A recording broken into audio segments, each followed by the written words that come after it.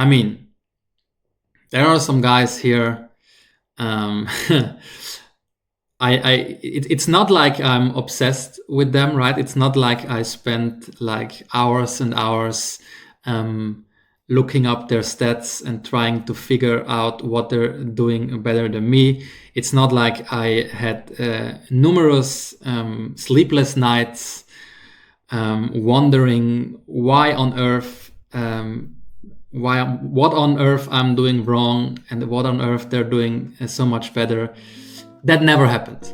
I just want to clarify that never happened. It's very important to me. Hello boys and girls, I'm back with a new video, and it's gonna be a pretty cringe one.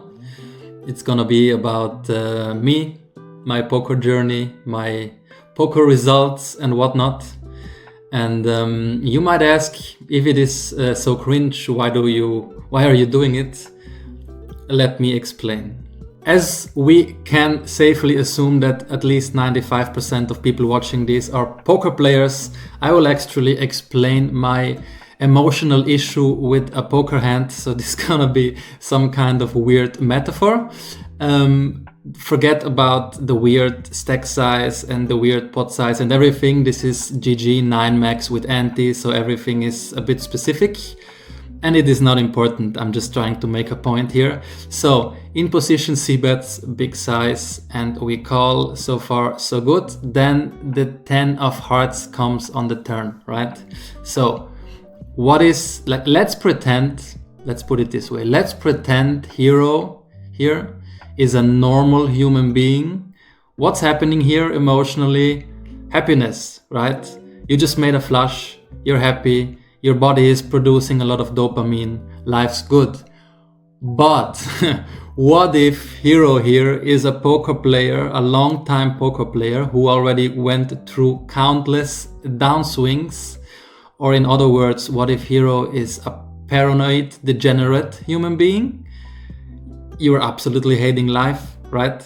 You're thinking, why are the poker gods doing this to me, right? Why are they making me make a bad flush on a paired board where I'm dominated, and then the guy c-bets, like he c-bet big on the flop. So like how can he not have a flush here, right? That's all you're thinking. You're like worried to death, basically. So why did I show you this poker hand, and what kind of point am I trying to make? Well, I guess I'm trying to say that as a long-time poker player, you kind of develop this ability or curse or whatever, depends on the point of view, to always look ahead and to always see problems even before they arise.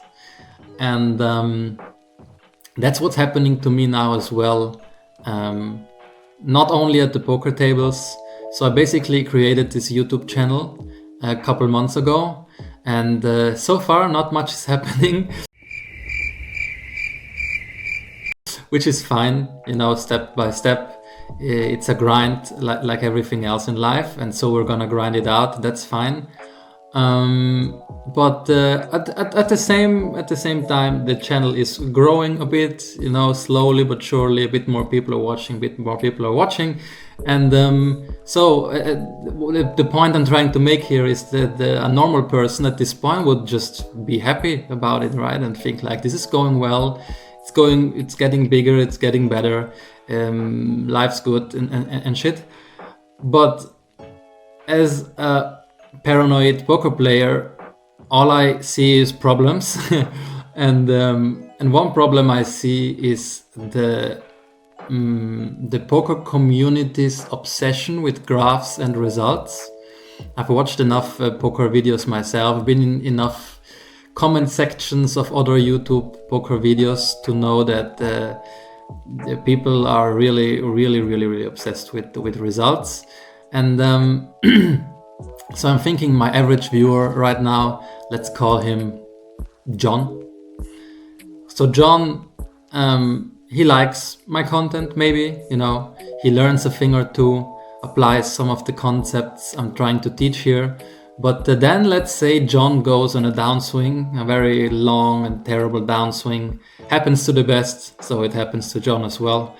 And let's say he's in the middle of this downswing, and then he applies one of the concepts I tried to teach, and then the hand goes horribly wrong. What's gonna happen? Well, that's what I'm kind of foreseeing here, is that John will storm into my comment section, and he will say something that's been on his heart for a very long time, which is, bro, why haven't you shown results yet?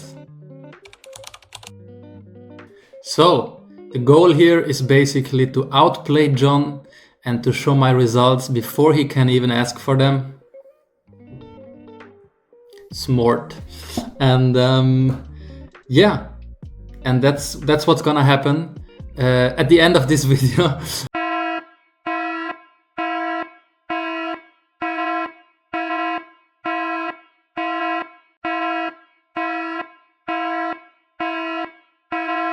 I'm gonna ask you guys for a little bit of patience, because I kinda don't identify as a poker graph, but more as a human being. And so I would like to make this at least a little bit personal as well, and tell you guys a tiny bit about me and about my poker journey. And I'm gonna try to make it as fast as possible so we can get to those goddamn results afterwards. So I started playing poker in mid 2021, more or less. I mean, I didn't start playing poker, but that's when I started playing it full time.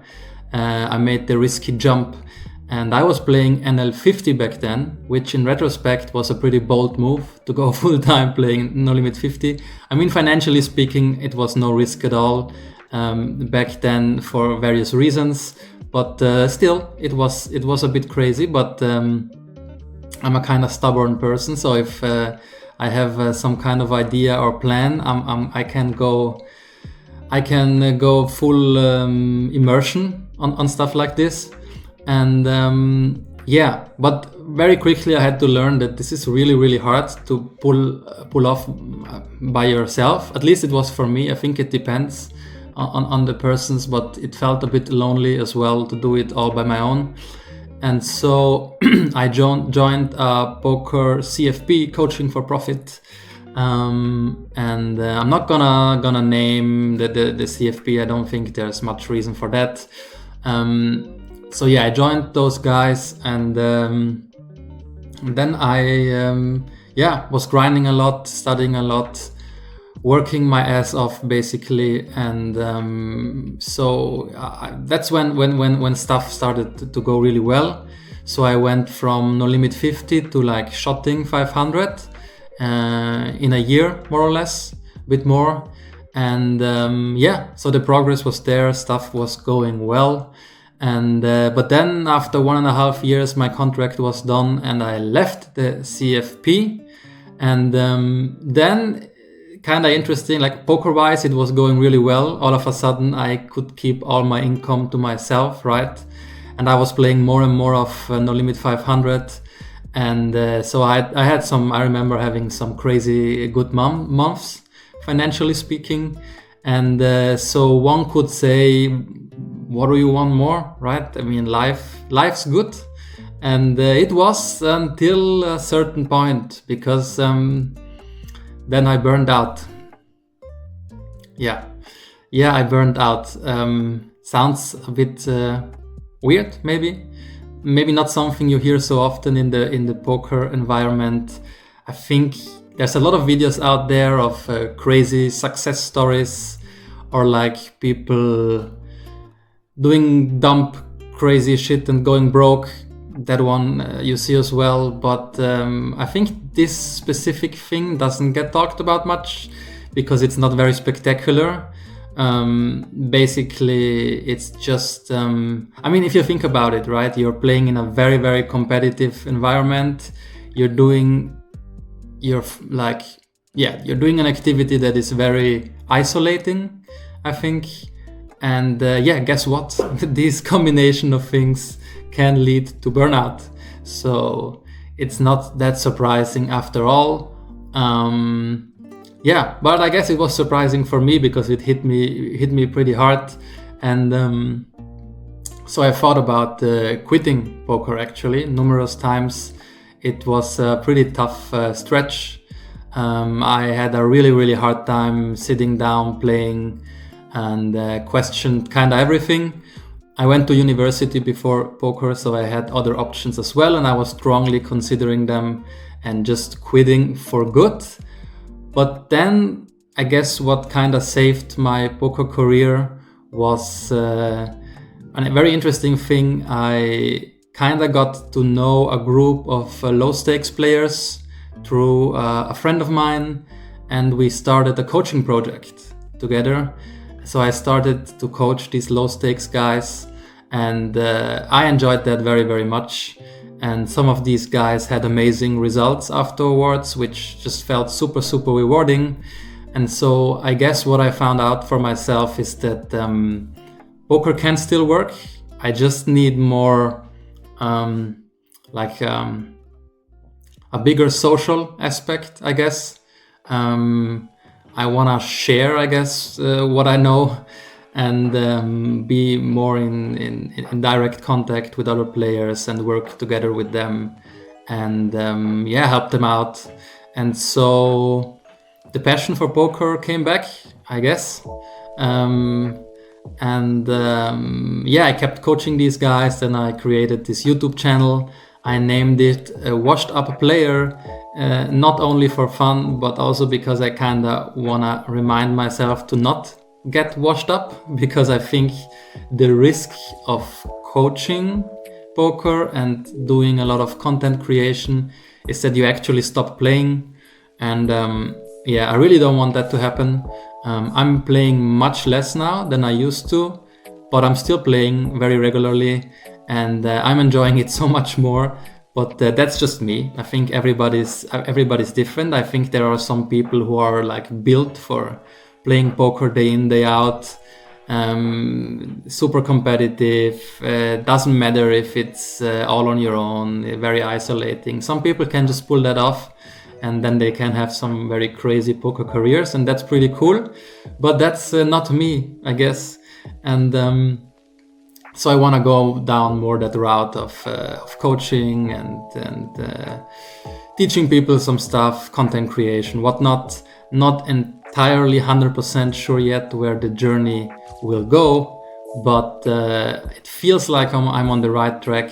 As I said, I enjoy playing again a lot, and yeah, so the poker dream is still alive, I guess, just in a different way than I expected. And that's it, guys. Now you heard enough emotional crap. You pushed through it, and now you really deserve some graphs and results. Everything your inner poker self is craving for. Now it's gonna happen. And yeah, let's go for it. Okay, so I decided to show my results through a third-party tracking software, or whatever you want to call it, called SmartHand. This here is not me, unfortunately. This is just the first site that pops up when you open it. And why did I decide this way? I'm not such a big fan of showing results in Hold'em Manager or Poker Tracker. I think you can... I mean, it's fine, but at the same time, I think you can potentially mess with the output in many ways. You can change the time period. You can cut out some hands that you kind of didn't like, or you can... and at the same time, I feel like it's usually a bit out of context. I think graphs and win rates and stuff like this, it's very important to put them into context. In a certain environment, a certain win rate might be good, in another one it might not, etc. So I don't know, for me personally, this is just prefer it this way. I feel like it's maximum transparency, at least the most I can give you, because this is not me tracking the hands, this is some other people tracking the hands, so I can't mess with it. And yeah, so I played on many different sites, but definitely the core of my volume happened on GG Poker, and it happened on this account here.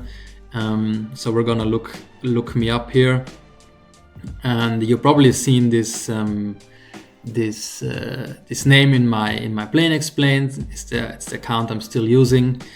And yeah, what can I say here? So basically we played 300, so this is only GG, and it's only the normal games, like not the Zoom games. The Zoom games don't get tracked here. And I was never a big fan of Russian Cash and Zoom and all that stuff. I enjoy playing reg tables much more, but again, that's just me personally. And so we played 370k hands, more or less. We had like a 4 BB100 win rate in EV, and yeah, and as you can see here, I played mostly on 200. I played a tiny bit of 500 on GG, but I remember like during this time period that I didn't think that the 500 games on GG were particularly good. So I played a bunch of 500 on other sites. And also there was a bit of 100, which happened before I moved up, kind of. And yeah, I mean, that's basically it. I can show you the graph here. I don't know. I mean, it's a graph. There's not so much to say about it, I guess. Like, yeah, there's different lines. If you want, you can screenshot it, print it out, whatever makes you happy. I felt like I have to show it at some point, so I'm showing it here. But at the same time, I don't think there's so much to say about it. Only maybe interesting thing is that I ended this whole thing on a downswing. It's not like I stopped playing after here, but I played a lot of 9max with Ante, the new format on GG. And I didn't include that here because that's a completely different game and it's just gonna mess up everything. So I'm just showing you 6max here. And yeah, so this may be a thing you won't see super often when people show their graph, like it ending on a downswing, because the graph and the win rate tends to look much better if you cut it here, right? But I'm giving my boys the full unfiltered truth, so this is the whole thing. And but now I want to get to the thing that for me personally is much more important, which is like putting this whole thing into context. Because like, okay, we played these 300 something K hands, we had a win rate of 4 BB100, but what does that mean actually? So there's a very nice feature here, the top in this tab here, the top players. So at first when I click onto this, you will see the top players overall. So you will see the absolute monster crushers here playing super high stakes. Unfortunately, guess what? You're not gonna find me here. So this is completely useless for our purpose, but I can filter for limits here. So I'm gonna make it 100 and 200 because that's the stakes I played on this account and on the sample I showed you. And yeah, so the thing I guess I wanna talk about a little bit here, or I wanna show you guys and explain, is like, yeah, again, how important context is. So I'm gonna show, like, now we have all rooms selected, but let's choose PokerStars, for example. I didn't play on PokerStars, but it's a very well-known site. So all of you should know what PokerStars is, obviously. And let's apply this filter. So now we have 6max, PokerStars, 100 and 200. And now we can filter here for expected value, which is more important than I think it's the most important thing we can use. Unfortunately, we can't filter for win rate or something like this. It's not possible. So basically what you will see here is the highest performing guys on PokerStars, but in terms of money made, right? This rating is not based on win rate, but it is based on money money made, but I think it's still very important because these are going to be the only guys that created like actual very meaningful samples.